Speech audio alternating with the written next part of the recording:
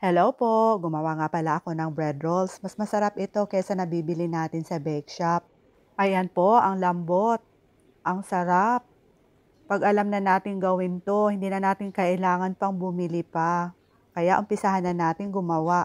Dito sa ating mixing bowl, paghalu-haluin lang natin itong ating bread flour, sugar, powdered milk, konting asin, at haluin muna natin gamit itong ating wire whisk. At idagdag na natin itong ating instant dry yeast. Pag gumamit kayo ng instant ay hindi na po natin kailangang i-proof pa. At pagkatapos ay maglagay tayo ng warm water.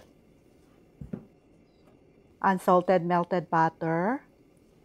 At saka naglagay din tayo ng vanilla essence. Paghaluin lang natin konti itong ating mga sangkap. At pagkatapos ay ilipat na natin dito sa ating stand mixer. Knead for about 6 to 8 minutes. Pag imano-mano po natin ay nasa about 20 to 25 minutes po ang pag-knead. So pag ganyan na po yung kanyang texture ay pwede na nating ilipat dito sa ating bowl.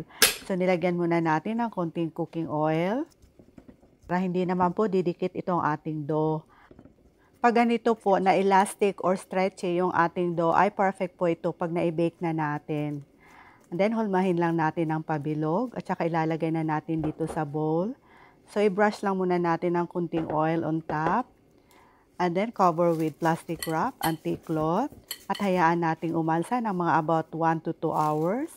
Dahil sa mainit po ang panahon dito sa amin, ay 1 oras lang po yung hinintay natin. Punch the dough down to release some gas inside. Then, divide into 15 pieces. At pagkatapos ay hulmahin lang natin ng pabilog. Kung hindi naman tayo nagmamadali ay pwede naman natin ipa-flatten muna gamit ang isang rolling pin para maging smooth yung kanyang outcome. At pagkatapos na nating naibilog lahat ay arrange muna natin dito sa ating baking sheet. And then takpan muna ng mga 1 oras. At para naman dito sa ating egg wash, ay paghaluin lang ng 1 itlog at saka 1 tablespoon of water.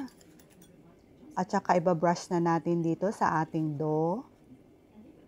At pagkatapos ay pwede na nating i-bake in preheated oven at 350 degrees Fahrenheit for 15 minutes.